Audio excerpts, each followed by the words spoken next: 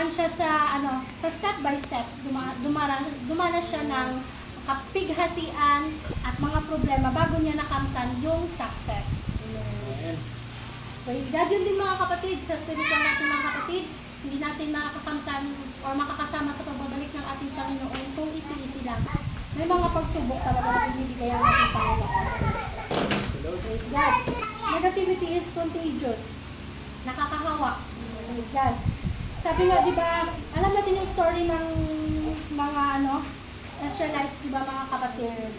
Praise God. To make the story short na mga kapatid na throughout the journey, Israel became complaining, disobedient, and displeasing to God many times. Diba? Wala, imbis na magpasalamat mga kapatid, ano pang ginawa nila? Nagreklamo, nag-disobey sa ating Panginoon. Praise God. Sabi nga, tell me who your friends are and I'll tell you who you are. Ito yung mga kapatid na sinasabing, huwag tayong magsama or makihalubilo sa mga, halimbawa, manlilibak, yan, sa mga negative people, negatibong mga tao, mga kapatid.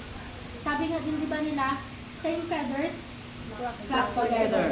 Praise God, hindi mo naman ma-enjoy yung company niya, ay hindi ka dyan mananatili sa company niya kung hindi ka nag-enjoy. Praise God, di ba?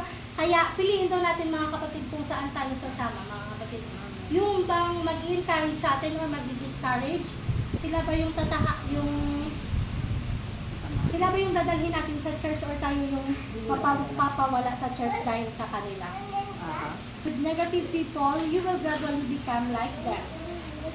We are influenced by those who spend time with. Yun nga, kanino tayo na-enjoy, kanino tayo yung pinaglalaanan natin ng oras. Yan mga kapatid, magiging isa tayo sa kanila. Sabi nga sa 1 Corinthians 15:33,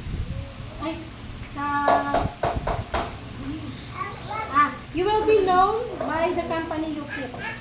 An Italian proverb says, he who lives with wolves rare to hold. And King Solomon advises, walk with the wise and became wise, for a companion of fools suffers harm. Kaya, nasa atin pa rin mga kapatid ng desisyon kung kanino tayo sasama mga kapatid. Next, lahat talaga negative. Kaya, huwag na tayo magpalayo sa ating Panginoon. Next, 10:10. Hindi pumaparito ang magnanakaw kundi upang magnakaw at pumatay at pumuksa. Ako'y naparito upang sila'y magkaroon ng buhay at magkaroon ng kasaganahan. Pero hindi ibig sabihin na tayo ay negatibo na walang purpose sa atin ang ating Panginoon. Sabi nga, yung negative natin na pag-isip ay sabi natin itong turn into positive. And last is, my God is with us na pala. God, we always remember na God is with us.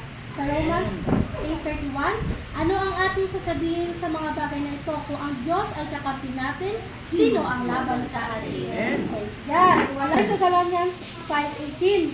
Sa lahat ng mga bagay ay magpasalamat kayo. Sapagkat ito ang kalooban ng Diyos kay Kristo tungkol sa inyo.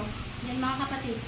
In good times and in bad times, give thanks to the Lord. Praise God. Imbis na magreklamo tayo mga kapatid ay magpasalamat tayo mga kapatid sa ating Panginoon. Dahil yun na, tayo yung pinapabayaan ng ating Panginoon. Thank you. Praise God.